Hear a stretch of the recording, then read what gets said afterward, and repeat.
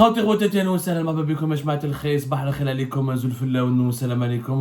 que vous allez bien, j'espère que vous vous portez bien. Il y a de cela 5-4 jours, tout le monde en Algérie s'est enthousiasmé et a accueilli avec une grande ferveur l'annonce d'un projet que le Qatar va réaliser en Algérie, ou là en partenariat avec l'Algérie pour la fabrication, pour la mise en place d'une grande ferme de vaches laitières pour la production d'une grosse quantité de poudre en lait ou d'une grosse quantité de lait qui permettra à l'Algérie de réduire ses importations de la poudre des produits laitiers, de la poudre en lait ou de la poudre laitière tout court. C'est un projet effectivement ambitieux, c'est un projet qui est très intéressant. Il s'agit de faire une grande ferme dans la wilaya de Adrar avec le fameux groupe qatari Baladna, qui est un groupe qui s'est fait connaître depuis la crise qu'a subi le Qatar en 2017 et en 2018, avec le blocus qui lui a été imposé par ses adversaires quand ils ont rompu leurs relations diplomatiques avec le Qatar, l'Arabie Saoudite, les Émirats, le Bahreïn. Et il ne pouvait plus importer facilement son lait, parce qu'il était ultra dépendant vis-à-vis de ses importations. Et le Qatar a réussi effectivement une prouesse impressionnante et qui est celle de couvrir aujourd'hui, grâce au projet Baladna. Baladna, c'est un groupe qatari de production de lait et de produits laitiers qui en 2017 a lancé la mise en place d'une ferme quelques dizaines de kilomètres de Doha, une ferme de plus de 40 000 vaches aujourd'hui. Ça a commencé le projet avec 3 000, 4 000, ils l'ont entendu à 20 000 vaches, et aujourd'hui on parle d'une ferme, d'après les informations les mieux actualisées, c'est une ferme à 40 000 vaches, ce qui permet au Qatar de produire presque 100% de sa consommation nationale de lait.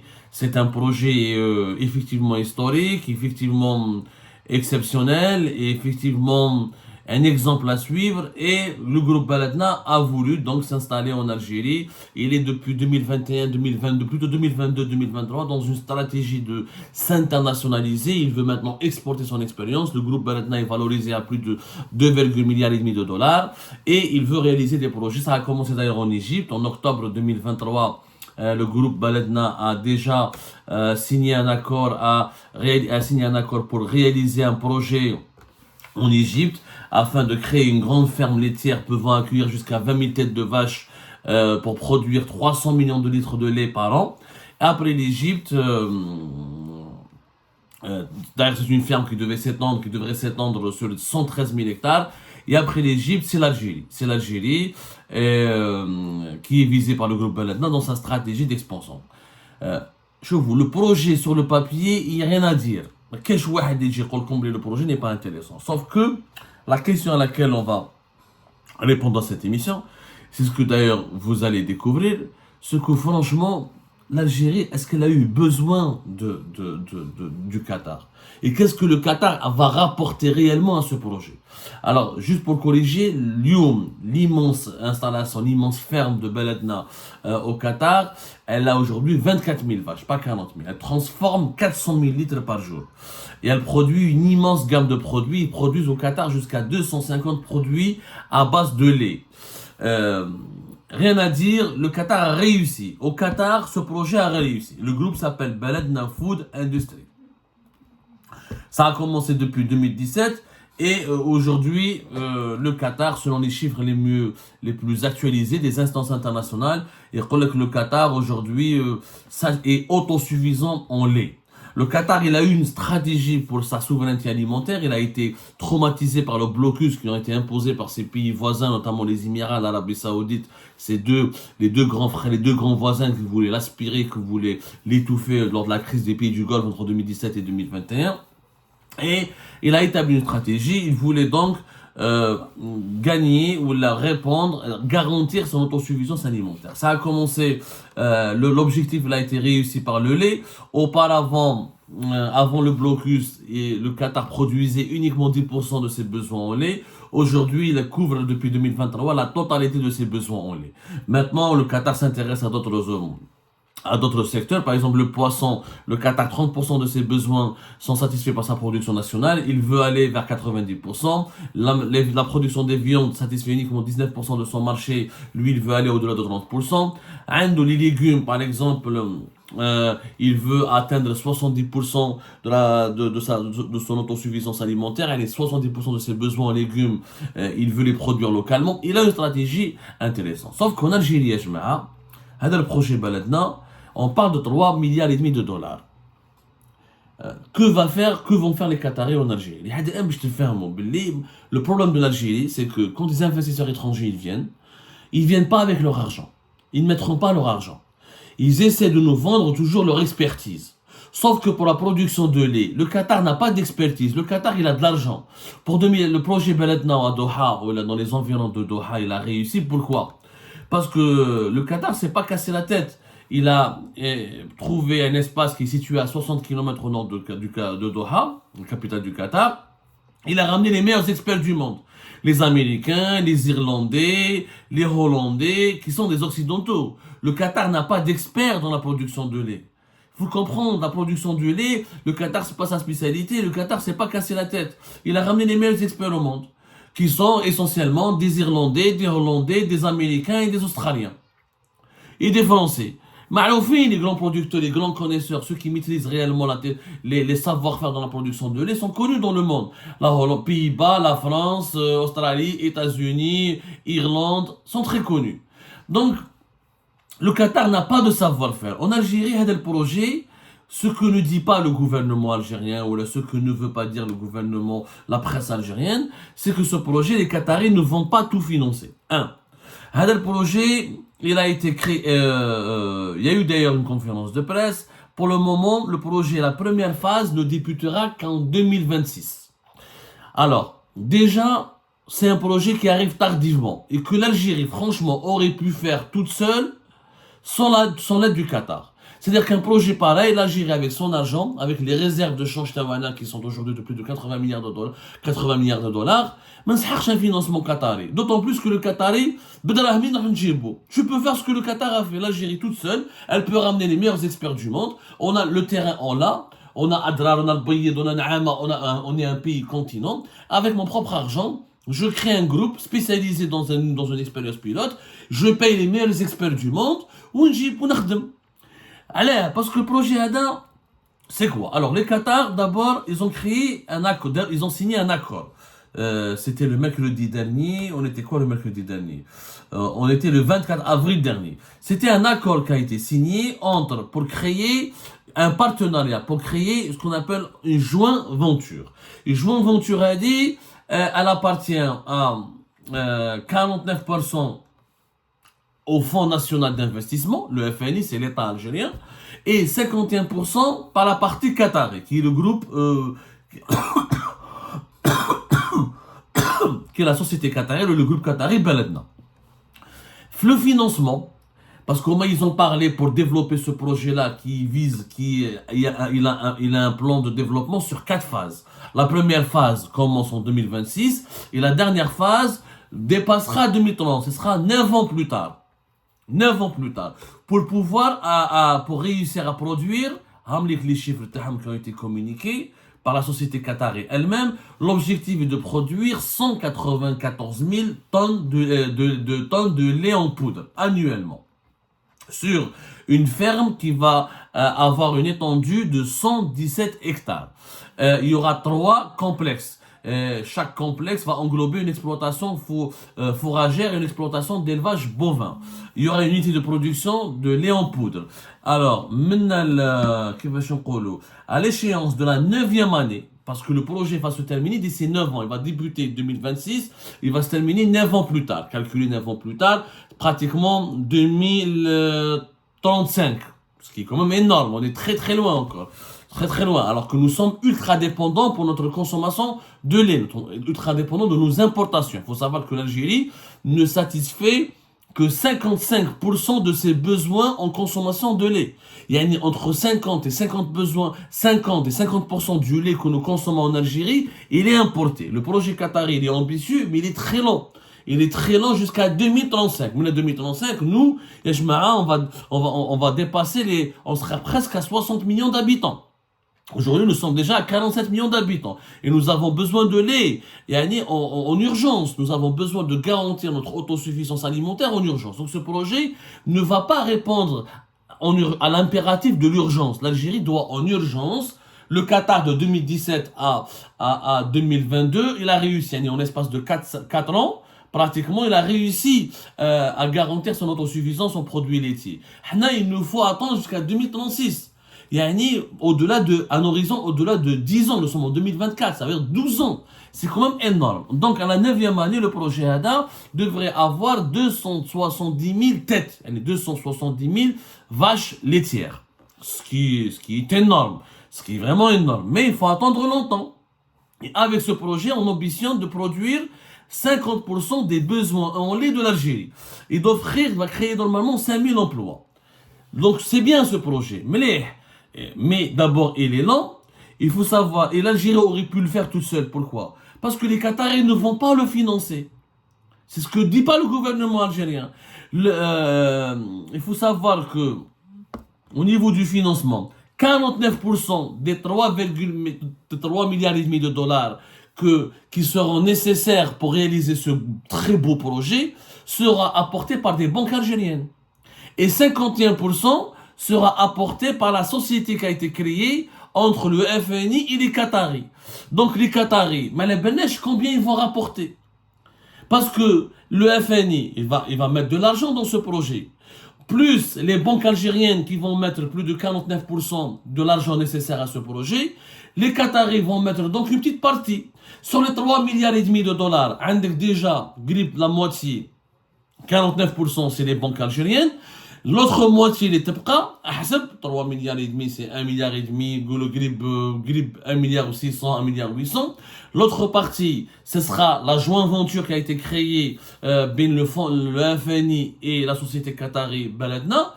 Il y a qui va financer le reste. Mais le FNI a déjà mis de l'argent. Le FNI, c'est l'argent de l'État. C'est l'argent de l'Algérie. En clair, la part du financement des Qataris sera maximum du tiers. C'est-à-dire, sur les 3 milliards et demi de dollars, les Qataris vont financer. Il y a 1 milliard de dollars, même pas 1 milliard de dollars. Et au moins 2 milliards et demi de dollars sera apporté par l'Algérie. Déjà, les Qataris, c'est l'argent de l'Algérie. Donc, encore une fois, l'Algérie ne comprend pas qu'un investissement étranger, c'est l'étranger qui ramène son argent et qui développe, qui crée des richesses et qui crée des emplois et qui développe son projet économique sur le sol du pays où il investit. Dans les cas où l'investisseur étranger ne ramène pas son argent, il est censé ramener son expertise étrangère, c'est-à-dire son expertise technologique. Il y a des domaines, effectivement, où il y a des étrangers, ils disent que c'est les genre Mercedes, Tesla, Microsoft, Apple, Samsung. C'est des grands monopoles, c'est des grands technopoles. Ce sont des grandes multinationales qui sont propriétaires exclusifs de leurs technologies qui permettent de créer des produits à forte valeur ajoutée et qui permettent de développer des innovations technologiques. Je ne rentre pas, je n'investis pas chez toi, tu me donnes de l'argent, moi je te donne ma technologie, je partage avec toi ma technologie. Mais ce n'est pas le cas du Qatar. Le Qatar n'a pas de technologie de production de lait. C'est lui-même à importer cette technologie de production de lait. Donc, c'est un projet important, il va tarder jusqu'à 2000 pratiquement 35 pour couvrir 50% de la production nationale. Là, les Qataris vont apporter uniquement le tiers du financement. L'Algérie apportera 70% pratiquement des financements nécessaires. Ça va se dérouler, le projet, il a déjà nécessité 20 mois d'études. La première phase ne va démarrer que à partir de 2026. On ne sait pas cette première phase, elle permettra de produire combien. Déjà le projet, il faudra attendre vraiment 9 ans pour avoir 270 000 têtes, vaches laitières. Mais le projet apparemment va commencer avec 50 000 têtes.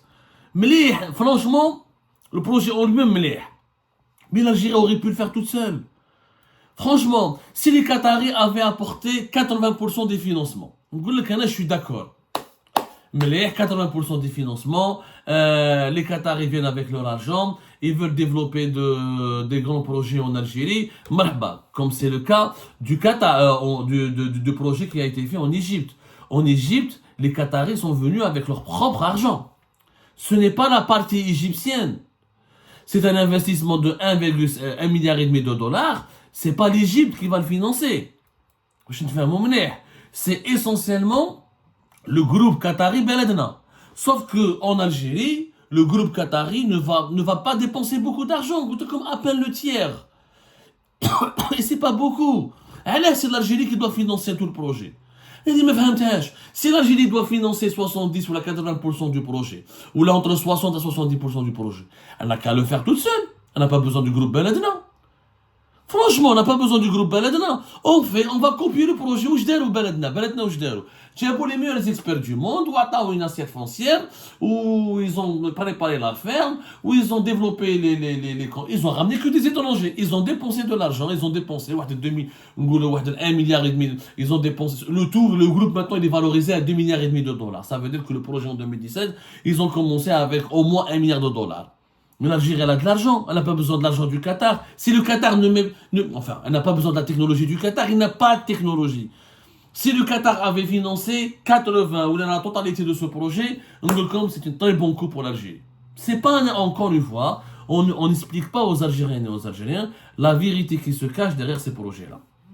On leur dit pas que le financement, c'est 49% des banques algériennes.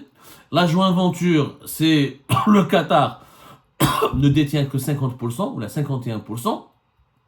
Et le FNI, donc le Fonds national d'investissement, qui est une fonds est détenu par l'État et financé par l'argent public, lui aussi va apporter un financement pour la création de la joint venture et pour le financement du projet. Donc, en tout, les Qataris ne vont mettre qu'une petite partie de ce financement.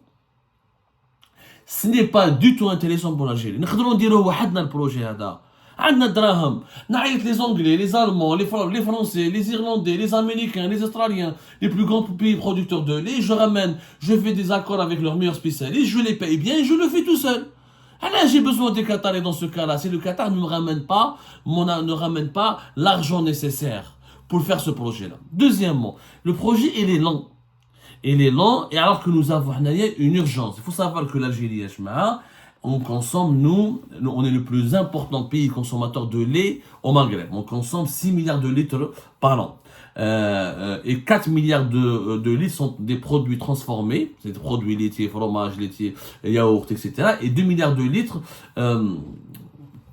pratiquement pour la consommation locale, le sachet de lait que nous consommons localement. Je te fais un mot. 3 milliards de litres sont importés sous forme de poudre. Je te fais un mot. 250 millions de poudre de lait sous forme de 250 millions de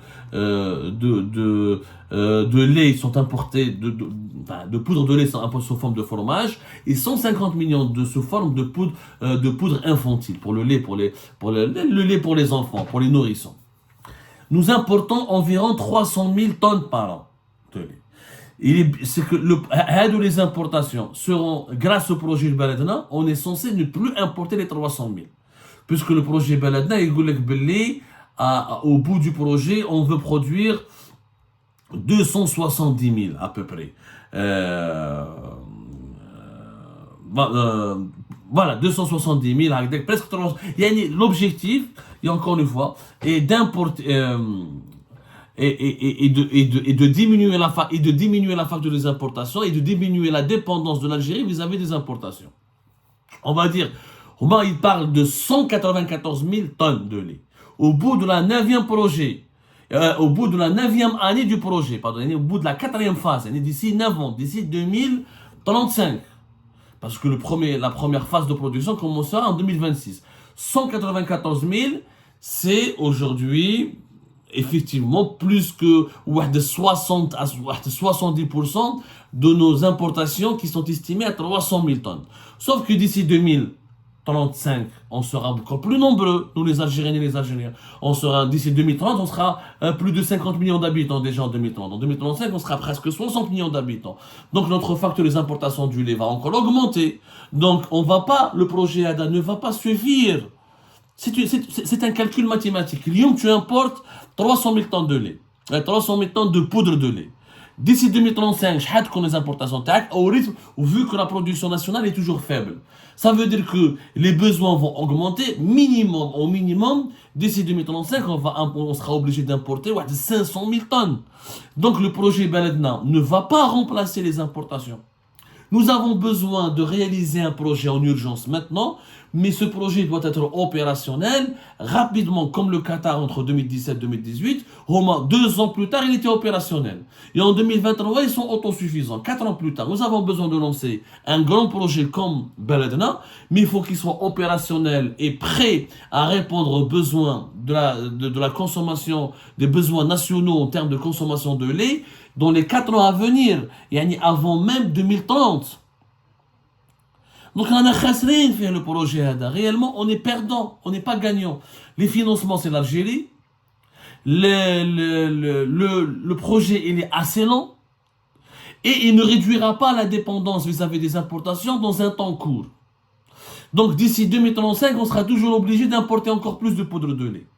Et il y a 200 000 tonnes de production avec cette ferme. On devra aussi importer plus de 200 000 plus tard. Donc, ce que l'Algérie a besoin d'un projet où les étrangers le financent entièrement eux-mêmes, au moins entre 70 à 80% des financements viennent des étrangers. Sinon, ça ne s'appelle pas un investissement direct étranger. Mais à chaque fois, les étrangers, on utilise l'argent de nos banques. Et de deux, un projet qui soit opérationnel et rapide. Ça veut dire, après 2024, je ne vois pas qu'est-ce qui est compliqué, moi je ne comprends pas. Pourquoi il faut attendre 2026? C'est simple, tu importes des 20 000 vaches laitières, tu prépares la ferme, 2025 tu commences, à la 2026. Et tu commences à produire, à partir de 2027-2028, on a au moins 50% de la facture de nos importations. Mais chez 2034, il est extrêmement lent et les termes de négociation de ce projet ne sont pas favorables à l'Algérie. Le groupe Baladna va utiliser donc son investissement et sa présence en Algérie pour valoriser davantage ses actifs. Et ce groupe qui a été introduit en bourse, qui vend ses actions en bourse depuis 2019, grâce à son investissement et sa présence en Algérie, ses actions vont coûter encore plus cher. Donc il va gagner encore plus d'argent depuis Doha, alors qu'il n'investira pas beaucoup d'argent en Algérie. On est perdant. On n'a pas du tout su négocier l'accord ou ce deal avec le Qatar. On n'a pas du tout bien su. Il aurait fallu négocier un deal où le Qatar apporte encore une fois 70 à 80% du financement et que le projet doit commencer en 2025, mais en 2026, et avec des plans de développement qui permettraient de produire 200 000 tonnes ou 180 000 tonnes de poudre de lait, l'équivalent de 190 000 tonnes de poudre de lait avant même 2030. Et c'est possible. Et c'est possible. Il fallait juste avoir des dirigeants algériens qui auraient pu savoir bien négocier ce deal et les dispositions de ce business avec leurs interlocuteurs qataris.